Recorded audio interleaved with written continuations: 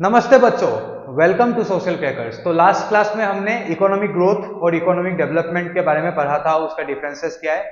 आज हम पढ़ने वाले हैं कि ह्यूमन डेवलपमेंट क्या है, यानी आज हम पार्ट 2 से शुरू करने वाले हैं। आशा करता हूं कि आपने पार्ट 1 देखा होगा, और अगर नहीं देखा है तो प्लीज देख लेना। और इसका जो नोट्स है, पीपीटी है, इसका एमसीक्यू है। एमसीक्यू तो लाइव क्लास में कराऊंगा, अगर लाइव क्लास नहीं हो पाया तो फिर उसको रिकॉर्डेड फॉर्म में आपको दे दिया जाएगा। इसका पीपीटी और नोट्स जो है वो जब चैप्टर का एंड हो जाएगा तब आपको मैं दे दूंगा। आप व्हाट्सएप लिंक के थ्रू या टेलीग्राम जो डिस्क्रिप्शन बॉक्स में दिया है उससे आप ले लेना, ठीक है।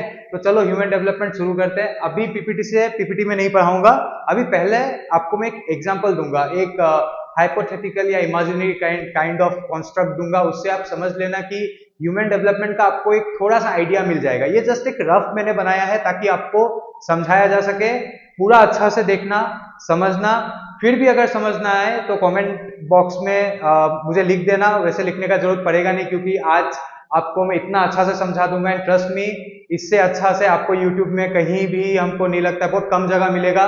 बट आज आपको ह्यूमन डेवलपमेंट का जो कॉन्सेप्ट है वो समझ में आ जाएगा, ठीक है। बस अच्छा से सुनना, अच्छा से देखना। और ये बहुत एग्जाम है, सेवा पॉइंट ऑफ व्यू के लिए बहुत ही ज्यादा इंपॉर्टेंट है ह्यूमन डेवलपमेंट, ठीक है। तो चलिए शुरू किया जाए डोरेमोन का नाम लेके। मैं बार बार डोरेमोन का नाम बहुत ज्यादा ही लेते रहता हूँ, चलिए कोई बात नहीं, अच्छा लगता है।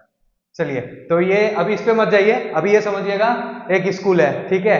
एक स्कूल है, स्कूल का नाम क्या है? Funny school. असम में जमुनी बोलते हैं, तो जमुनी स्कूल। तो इसका नाम है फनी स्कूल, स्कूल का नाम फनी स्कूल। इस स्कूल में फनी है ना, तो 4 ही बच्चा पढ़ते हैं, ठीक है। चारों बच्चा का नाम क्या है? पहला का नाम है बाकासुर, दूसरा का नाम है गाधो, तीसरा का नाम है मूर्खो, और चौथा का नाम है पबजी, ठीक है। तो इस स्कूल में क्या 4 बच्चे पढ़ते हैं। अब आपका स्कूल में भी होता होगा sir, parents teachers meeting, right. तो इन चारों बच्चों को क्या किया, उनका रिपोर्ट कार्ड जो है ऑलरेडी पेरेंट्स टीचर्स मीटिंग में दे दिया गया। उनका ऑलरेडी रिपोर्ट कार्ड इंडिविजुअली उन्हें दे दिया गया है, क्योंकि कुछ बच्चे घर में नहीं दिखाते हैं, तो पेरेंट्स टीचर्स मीटिंग में इन सब का मार्क्स के बारे में पता चल गया। फिर ये स्कूल ने सोचा, क्योंकि 4 बच्चे ही पढ़ते हैं, शायद इनका पेरेंट्स का भी रिक्वेस्ट रहा होगा कि फर्स्ट सेकंड थर्ड का भी लिस्ट निकाल दीजिए, राइट। तो एक इस स्कूल को क्या करना पड़ा, एक लिस्ट निकालना पड़ा कंप्लीटली। इंडिविजुअली रिपोर्ट कार्ड तो इनको मिल चुका था, मार्क्स वगैरह सब कुछ मिल गया। अब स्कूल वालों ने क्या किया, एक फाइनल लिस्ट निकाला जिसमें रैंकिंग वगैरह दिया गया, सब्जेक्ट का मार्क्स भी दिया गया, सब कुछ ओपन कर दिया गया। आपको अगर आपका मार्क्स अगर ओपन हो जाए और रैंकिंग दिया जाए तो फिर आपका क्या हालत होगा। वैसे आपके स्कूल में भी फर्स्ट सेकंड थर्ड का एक लिस्ट मारता होगा, राइट। तो इस स्कूल ने भी क्या किया, एक लिस्ट मारा, याद रखिएगा, एक रिपोर्ट टाइप का एक लिस्ट मार दिया कि किस स्टूडेंट को कहाँ पे कितना स्कोर मिला, किसका क्या पोजीशन रहा, वो दे दिया गया। मैं आपको दिखाता हूँ इस स्कूल का हाल। फनी स्कूल है ना, तो मार्क्स भी काफी फनी है। तो ये जो name of student Bakasur, Bakasur को कितना मिला मैथ्स में? आउट ऑफ 150 मिला। साइंस में आउट ऑफ 160 मिला। एसएसटी आउट ऑफ 150 मिला, इतना कम नहीं मिलना चाहिए था, खैर। तो इसमें कितना हो गया टोटल स्कोर आउट ऑफ 300? इसका हो गया 160, ठीक है। अब क्या होता है, हैंडओवर आपका स्कूल में होता है कि नहीं पता नहीं, बट जब मेरा स्कूल में पढ़ता था, सेंट मेरीज हाई स्कूल में, मैंने अपना स्कूलिंग वहां से किया, तो वहां पे हैंडवर्क वगैरह, बट वहां ग्रेड दिया जाता था। अब मुझे पता नहीं क्या हुआ है सिस्टम। तो हैंडवर्क में इसे कितना मिला, आउट ऑफ 10 2 मिला। फिर गेम्स यानी स्पोर्ट, इसमें इसको 8 मिला आउट ऑफ 10। और फिर ये इसमें होता है कि ओबीडियंट सिंसियर कितना है, हम लोग का स्कूल में पहले टिक दिया जाता था, टिक मार्क। तो यहाँ पे इसको मिला 3 मिला आउट ऑफ 10, ठीक है, आउट ऑफ 10 याद रखना। गाधो को कितना मिला मैथ्स में? आउट ऑफ 110, नाम में ही गाधो है ना। तो साइंस में कितना मिला? Out of 120। एसएसटी में कितना मिला? Out of 110। तो इसमें टोटल कितना हो गया? आउट ऑफ 340 हो गया। ये तो एकेडमिक साइड हो गया। अब नॉन एकेडमिक में आए तो हैंडवर्क में उसे आउट ऑफ 10 मिला 1। वाह, गेम्स में अच्छा है गाधो, तो उसको मिला 9 out of 10। And obedient sincerity में बस 2 है, मतलब टीचर्स का बात नहीं सुनता, पेरेंट्स का बात नहीं सुनता है, किसी का बात नहीं सुनता है, उसमें ओनली 2 मिला आउट ऑफ 10, ठीक है। उसी तरह से मूर्खों को कितना मिला है? मूर्खों नाम में मूर्खो है, तो इसको मिला मैथ्स में 5, साइंस में मिला 5, एसएसटी में मिला 5, तो आउट ऑफ 300 टोटल हो गया 15। आप लोगों को भी मिला है क्या इतना? तो कमेंट कीजिएगा, बट मुझे इतना नहीं मिला एटलीस्ट, ठीक है। हैंडवर्क में इसे मिला बस आउट ऑफ 10 1, लेकिन गेम्स में बहुत अच्छा है मूर्खो, तो आउट ऑफ 10 इसको मिला 10। और ओबीडियंस सिंसियरिटी कितना है उसका, उसको बस 1 मिला आउट ऑफ 10, मतलब ये भी बात नहीं सुनता है। और पबजी वाला है, दिन भर पबजी खेलते रहता है। अभी आई थिंक पबजी तो बैंड हो गया है, फ्री फायर ऐसा कुछ आया होगा, आई डोंट नो। तो इसको देखिए, क्योंकि अब दिन भर मोबाइल में घुसा रहता है, आप लोग भी घुसा मत रहिएगा, एग्जाम आ रहा है, अब पढ़ो, ठीक है। इसमें देखो, वरना ऐसा ही रिपोर्ट कार्ड देखने को मिलेगा फाइनल में। तो इसको मैथ्स में कितना मिला? 100 में 0 मिला। साइंस में भी कितना मिला, ओनली 5 मिला out of 100, out of 100 only 5। आपका घर में अगर ऐसा मतलब पता चल जाए आपका मार्क्स आया है, आपका क्या हाल होगा, जस्ट इमेजिन। अगर मेरा घर में पता चलता ऐसा मार्क्स आया है, उस दिन से मुझे घर में आई थिंक नहीं रुकता, कब्रिस्तान में रुकना पड़ता। ठीक है, एसएसटी में कितना मिला आउट ऑफ 100, 0। मेरा सब्जेक्ट में इतना खराब मार्क मिला इसे। तो आउट 300 में इसका स्कोर कितना हो गया, 5। ये एकेडमिक साइड हो गया। अब नॉन एकेडमिक में कितना आता है, हैंडवर्क में इसे मिला 2, गेम्स में भी 0 क्योंकि दिन भर मोबाइल में घुसा रहता है। फिर ओबीडियंस सिंसियरिटी नाम का कोई चीज नहीं, उसमें भी इसको 0, इसका स्कोर बहुत ज्यादा खराब लगा।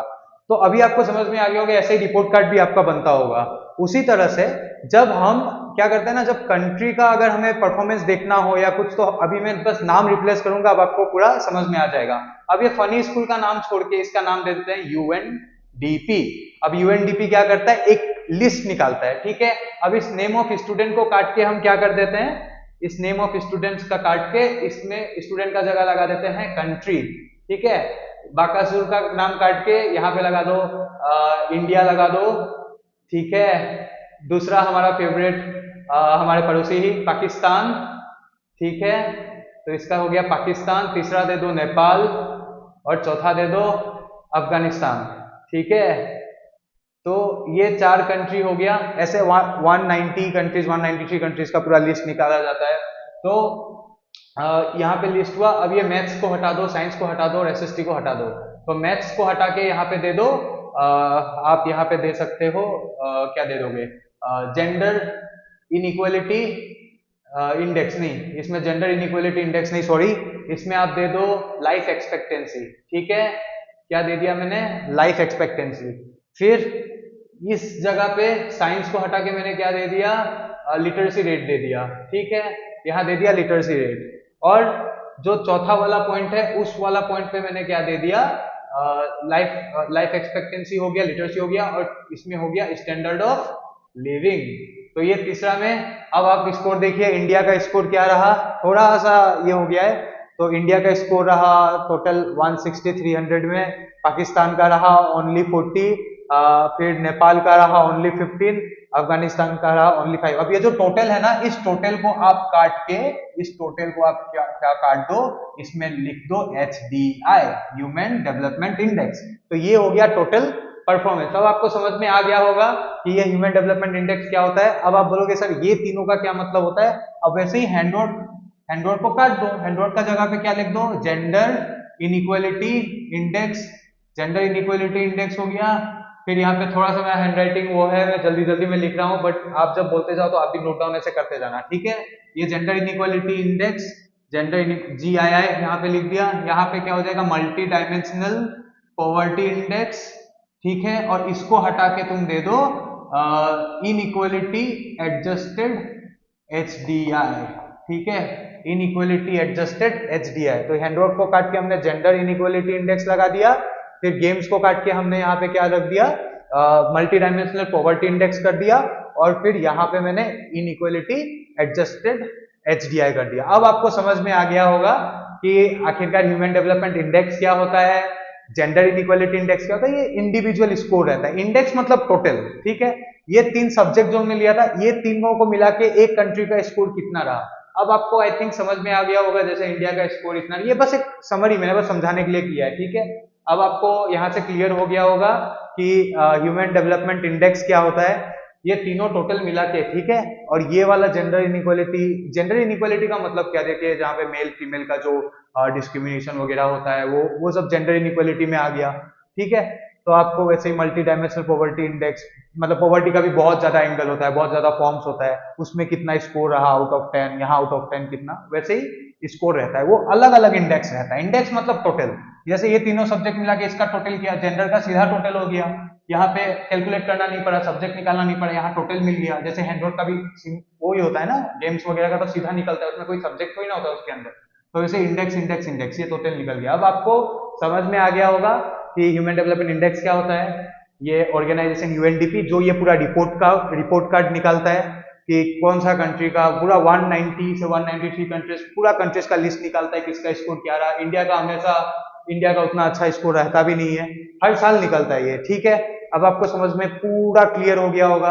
This is report card and who publishes this report card, UNDP, not funny school, okay. तो यूएनडीपी निकालता है ये रिपोर्ट कार्ड हर साल, और उस रिपोर्ट कार्ड में पता चलता है कौन सा कंट्री कितना अच्छा परफॉर्म किया है। आई थिंक अभी आपको पूरा क्लियर हो गया होगा कॉन्सेप्ट।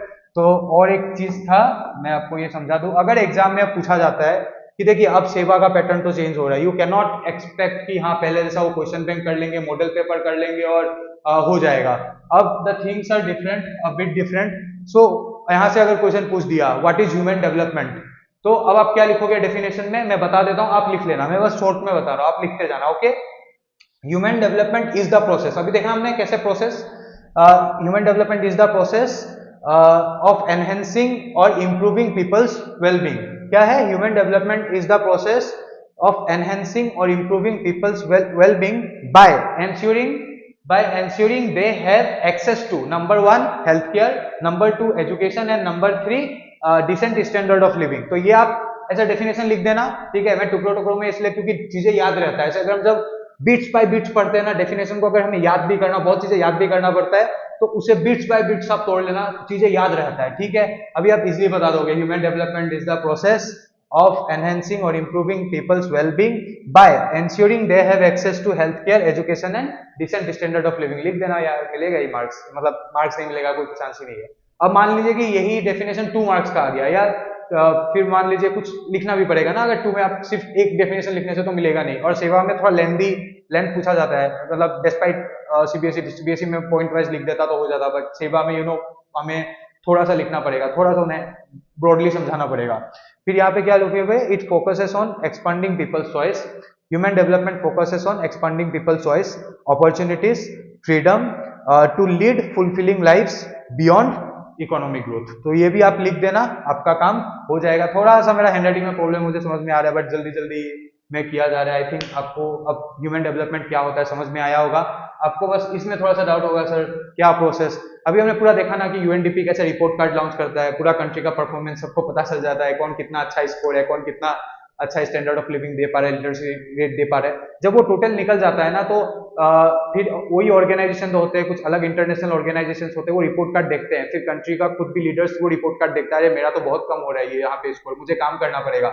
तो कभी कभी क्या करते हैं, वही इंटरनेशनल ऑर्गेनाइजेशन फंडिंग भी दे देते हैं, हाँ तुम्हारा तो स्कोर बहुत कम है, स्टैंडर्ड ऑफ लिविंग लोगों का अच्छा करो, मैं कुछ तुम्हें फंड दे रहा हूँ, बाद में मुझे वापस दे देना, अभी पैसा दे रहा हूँ बाद में रिटर्न। वो तो वैसे ही करते हैं, इंटरनेशनल ऑर्गेनाइजेशन हो गया, यूएनडीपी हो गया, वो भी पैकेजेस वगैरह देते हैं। फिर वर्ल्ड बैंक भी बोल सकते हो, बहुत सारा इंटरनेशनल ऑर्गेनाइजेशन उसे मिलकर फिर फंडिंग देते हैं, जिसका ह्यूमन डेवलपमेंट इंडेक्स में स्कोर कम रहा, जैसे आपका अगर एग्जाम में स्कोर कम रहा तो टीचर थोड़ा सा ज्यादा ध्यान देते हैं ना कमजोर बच्चों पे, हाँ यहाँ हाँ, वैसे ही ये सेम प्रोसेस रहता है। अभी आपको क्लियरली समझ में आया होगा, और जिंदगी में आपसे अगर कोई भी पूछ लेगा ह्यूमन डेवलपमेंट क्या होता है, तो अब आप शायद ही भूल पाओगे, पूरा आई थिंक क्लियर हो गया। और फिर भी नहीं तो एक बार देख लेना, फिर भी समझ में नहीं आया तो कमेंट सेक्शन में बोल देना कि सर समझ नहीं आया, मैं फिर से और ज्यादा इजी फॉर्म में इसे समझाने का कोशिश करूंगा, but I have tried my best. तो चलिए अब चलते हैं पीपीटी में, आप इंतजार कर रहे होंगे। हाँ तो पीपीटी में चलते हैं, ये रहा पीपीटी। तो हमने ऑलरेडी, ये तो हमारा हो गया, आज ह्यूमन डेवलपमेंट भी हो जाएगा।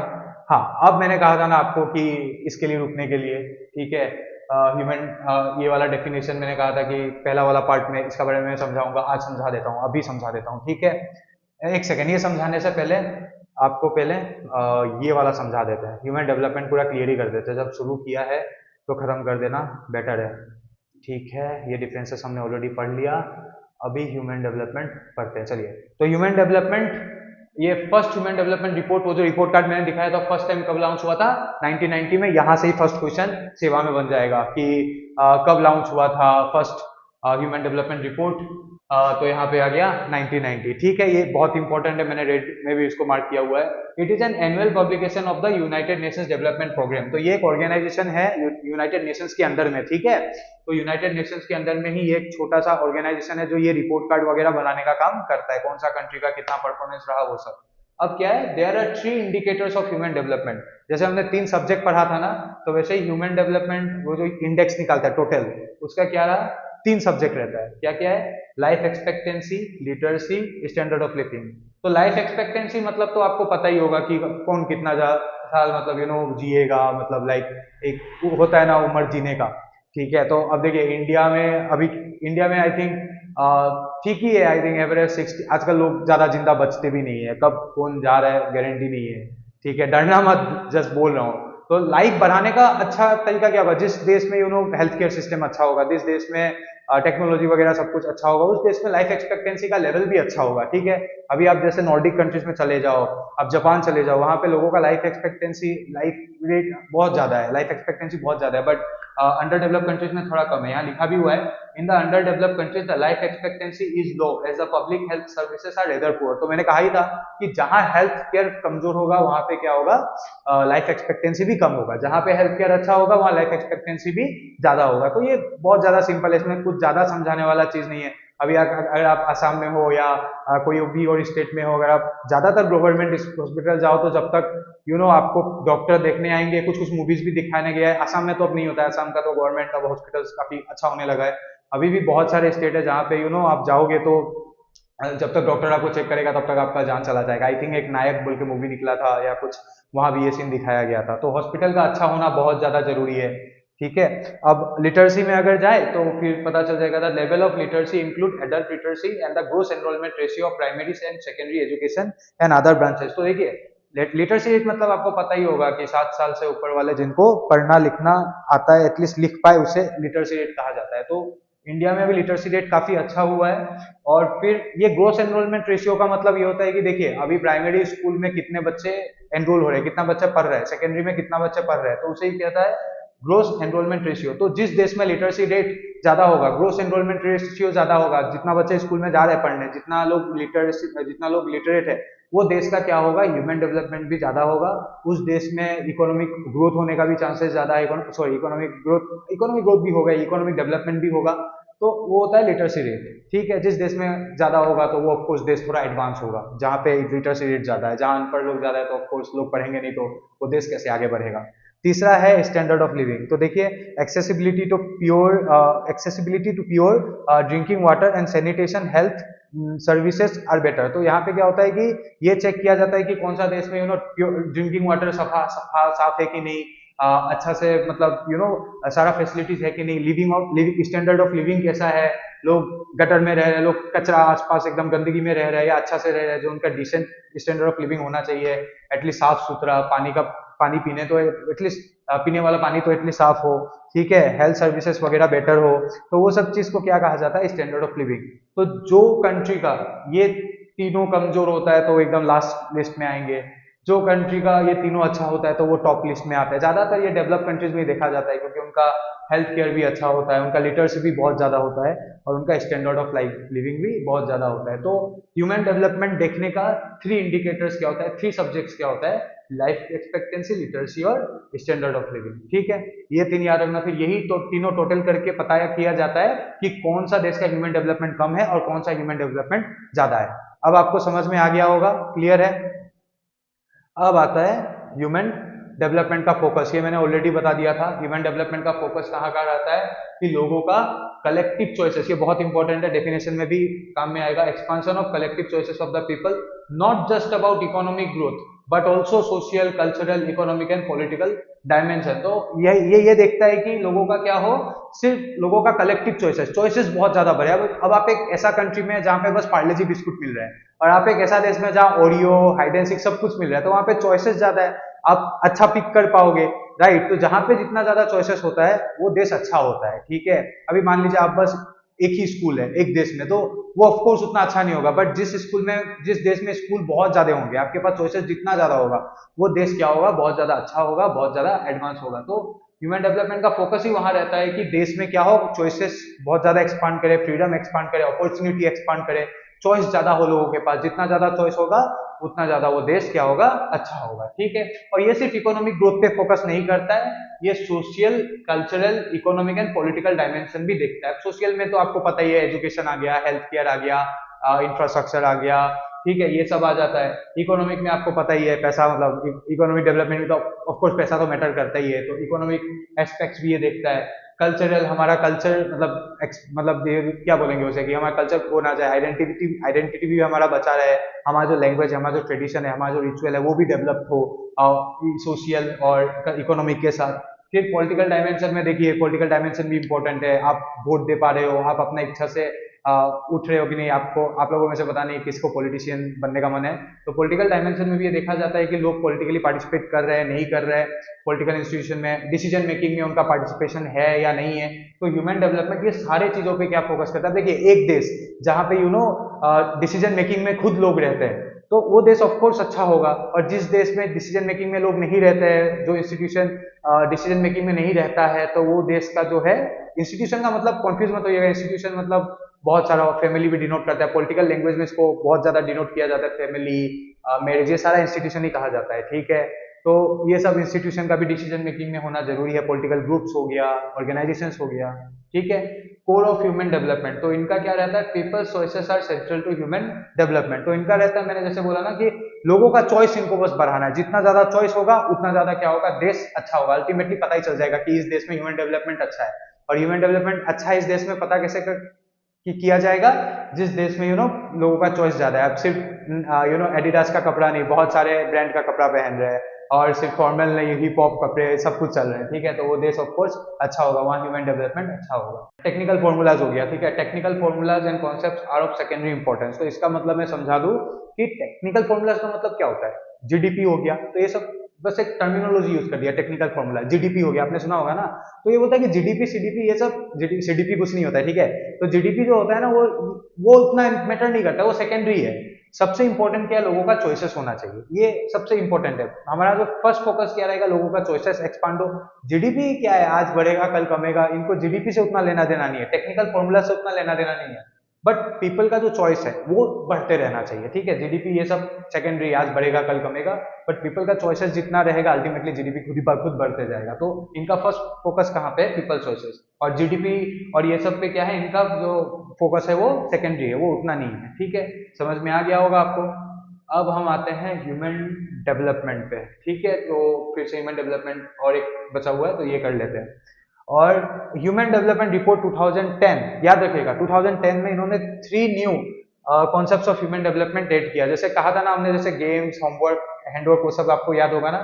तो इन्होंने भी क्या किया था 2010 में, बोला कि सिर्फ एकेडमिक क्यों देखते रहना है, सिर्फ मैथ साइंस सोशल क्यों देखना है, सिर्फ लाइफ एक्सपेक्टेंसी क्यों देखना है, सिर्फ स्टैंडर्ड ऑफ लिविंग क्यों देखना है, सिर्फ लिटरेसी रेट क्यों देखना है। अभी हम लोग क्या करते हैं, कुछ नए सब्जेक्ट सेट करते हैं, कुछ नया इंडेक्स सेट करते हैं, चलिए पता करते हैं कि कौन इस उसमें कितना अच्छा परफॉर्म कर रहा है, कौन गेम्स में अच्छा परफॉर्म कर रहा है, कौन हैंडवर्क में परफॉर्म कर रहा है, मतलब उसमें मत जाना। तो उनका है कि ये 3 इंट्रोड्यूस कर दिया, ये 3 न्यू फील्ड इंट्रोड्यूस कर दिया। अब ये बोले कि देखते हैं जेंडर इनइक्वालिटी में कौन कितना परफॉर्म कर रहा है, ठीक है। तो यहाँ पाकिस्तान का स्कोर हमेशा खराब रहता है, हमारा स्कोर भी ऑलमोस्ट इसमें उतना अच्छा नहीं रहता है। मल्टी डायमेंशनल पॉवर्टी इंडेक्स, ये भी एक खोल दिया, it highlights the different forms of poverty, मैंने कहा भी था, अलग अलग पॉवर्टी का फॉर्म्स पे ये फोकस करता है। Gender inequality index, it highlights about the inequality between male and male, जैसे मेल एंड फीमेल। जैसे मान लीजिए आप एक कंपनी में काम कर रहे हो, तो कभी कभी क्या होता है, मेल को ज्यादा इनकम मिलता है, काम सेम कर रहे हैं, औरत भी सेम कर रहा है, मेल भी सेम कर रहा है, बट क्या होता है ना, मेल को ज्यादा सैलरी दिया जाता है, फीमेल को कम दिया जाता है, तो वो भी एक जेंडर डिस्क्रिमिनेशन हो गया। फिर स्कूल में भी आप देखना कि जेंडर मेल ज्यादा जा रहा है, एनरोलमेंट उनका ज्यादा है, फीमेल्स का कम है। तो ये इंडिया जैसा देश में अभी भी है, तो इंडिया का स्कोर इसलिए इसमें इतना अच्छा नहीं रहता है। तो ये हाईलाइट करता है inequality between male and female, ठीक है। इस पर भी स्कोर होता है कि कौन सा देश अच्छा परफॉर्म कर रहा है, इसमें ऑफकोर्स डेवलप कंट्रीज अच्छा परफॉर्म करते हैं। The inequality adjusted human development index, ठीक है, ये भी एक रहता है, it seeks to determine how human development has influence different classes of people in the society. तो ये देखता है कि कौन सा देश ने कितना, उसमें जितना भी क्लास रहता है, कितना भी सोसाइटी में डिफरेंट क्लासेस रहता है, उसको किस तरह से इन्फ्लुएंस किया है। तो ये तीनों अलग से इंट्रोड्यूस किया था, कब, 2010 में। अपार्ट फ्रॉम वो तीनों सब्जेक्ट, ये भी नया इंडिकेट किया गया, ये खुद ही टोटल हो जाता है। जैसे एचडीआई निकालने के लिए हम 3 टोटल कर रहे थे, राइट, 3 सब्जेक्ट का टोटल कर रहे थे। तो 3 सब्जेक्ट क्या क्या था, लाइफ एक्सपेक्टेंसी था, फिर क्या था, स्टैंडर्ड ऑफ लिविंग था, और एक क्या था, लिटरेसी रेट था। तो ये 3 टोटल करके एचडीआई निकल रहा था, राइट। बट इनमें टोटल नहीं कर पा रहे, जैसे हैंडवर्क में खुद हम बी प्लस दे देते, तो इसमें भी जेंडर में खुद कैलकुलेट करके दे देता है, हाँ ये देश का इतना परफॉर्मेंस इसमें रहा, मल्टी डायमेंशन में इतना रहा। ये तो ऑलरेडी समझा चुका हूँ, अब आप रिलेट आराम से कर पाओगे, ठीक है। फिर भी अगर डिफिकल्ट लगे तो कमेंट में जरूर देना, मैं और ज्यादा सिंप्लीफाइड कोशिश करूंगा कि एक्सप्लेनेशन कर दूं, कहाँ आपको समझ में नहीं आ रहा है वो मुझे बताना, ठीक है। बिना बताए मत रहना। इकोनॉमिक प्लानिंग नेक्स्ट क्लास में कवर करेंगे। हाँ, आपको एक चीज बताना भूल गया था, तो वो स्टार्टिंग वाला, स्टार्टिंग वाला कहाँ गया, हाँ ये वाला पैराग्राफ जो आपके एकदम शुरुआत में ही दिया हुआ है लेसन के, ठीक है, देखना आपको मिल ही जाएगा, फर्स्ट पेज में ही दिया हुआ है। कंट्रीज में have a high human development index and be undemocratic, inequitable and unsustainable, just as they may have a low HDI and can be relatively democratic, equitable and sustainable. Human development report 2010, तो human development report 2010 ने एक statement दिया था, ठीक है। 2010 में human development report ने एक स्टेटमेंट दिया था और वो स्टेटमेंट में ये लिखा था कि जिस देश का ह्यूमन डेवलपमेंट इंडेक्स ज्यादा हो सकता है बट वो अनडेमोक्रेटिक भी हो सकता है, और जो देश में ह्यूमन डेवलपमेंट इंडेक्स कम होगा बट हो सकता है वो ज्यादा डेमोक्रेटिक हो, वो ज्यादा इक्विटेबल हो और वो ज्यादा सस्टेनेबल हो। यहाँ जैसे मान लो जिस देश का कम एचडीआई था हमारा इंडिया ही हो गया, तो हमारा इंडिया का जो परफॉर्मेंस है वो एचडीआई में उतना ज्यादा नहीं रहता है, ठीक है, बट स्टिल हमारा देश ज्यादा डेमोक्रेटिक है, हमारा देश में ज्यादा हम सस्टेनेबल डेवलपमेंट को भी प्रमोट करते हैं, हम ज्यादा इक्विटेबल है। बट जो देश का एचडीआई ज्यादा है वो अनडेमोक्रेटिक भी है, जैसे मान लीजिए कतर हो गया, आपने सुना होगा एक देश का नाम कतर, तो उसका स्कोर काफी एचडीआई में अच्छा रहता है, but again that is undemocratic, वहां इनिक्विटेबल भी है चीजें, अनसस्टेनेबल भी है, ठीक है। तो ये सब देश में आपको क्या मिलता है, भले ही एचडीआई ज्यादा हो बट वो क्या होते हैं, इनइक्विटेबल होते हैं, अनडेमोक्रेटिक होते हैं, अनसस्टेनेबल होते हैं। तो यहाँ पे क्या हो गया, यूएनडीपी जो एक ऑर्गेनाइजेशन रहता है वो एक रिपोर्ट पब्लिश करता है, जैसे मैंने कहा था ना, ऑर्गेनाइजेशन ने क्या रिपोर्ट पब्लिश किया, ह्यूमन डेवलपमेंट रिपोर्ट, वहां पे सारा देश का स्कोर लिखा रहता है, कौन कितना अच्छा परफॉर्म कर रहा है, और फिर फाइनली यहाँ पे क्या बन जाता है, ह्यूमन डेवलपमेंट इंडेक्स, वो जो टोटल निकालता है ना, 3 सब्जेक्ट का टोटल दिया था तो टोटल मार्क्स आता है फाइनल रिपोर्ट कार्ड में, वैसे ही वो टोटल मार्क्स ही रहता है क्या, ह्यूमन डेवलपमेंट इंडेक्स, 3 सब्जेक्ट मिला के। 3 सब्जेक्ट क्या था, मैंने कहा था ना, क्या क्या था, standard of living, life expectancy और लिटरेसी रेट, ठीक है। अब आप समझ में आ गया होगा, तो यहाँ ही ह्यूमन डेवलपमेंट का जो क्लास रहता है वो खत्म होता है। तो मिलेंगे फिर नेक्स्ट पार्ट में जो इकोनॉमिक प्लानिंग है, आप पढ़ते रहना, मैं कोशिश करूंगा कि वीडियोस को और ज्यादा छोटा किया जाए, और चैप्टर का आप एमसीक्यू सीरीज, वो असर्शन रीजन बेस्ड जैसे स्टेटमेंट बेस्ड में सब कुछ कराऊंगा, उसका टेंशन मत लेना, ठीक है। वो आप बस काम करते जाओ, कि मैं कोशिश करूंगा कि पूरा चैप्टर कवर हो जाए, but you know there are some difficulties, but still I am trying my best कि सब चैप्टर्स कवर हो, पीपीटी बनाने का काम सब कुछ हो ही रहा है, मैं कर ही रहा हूँ।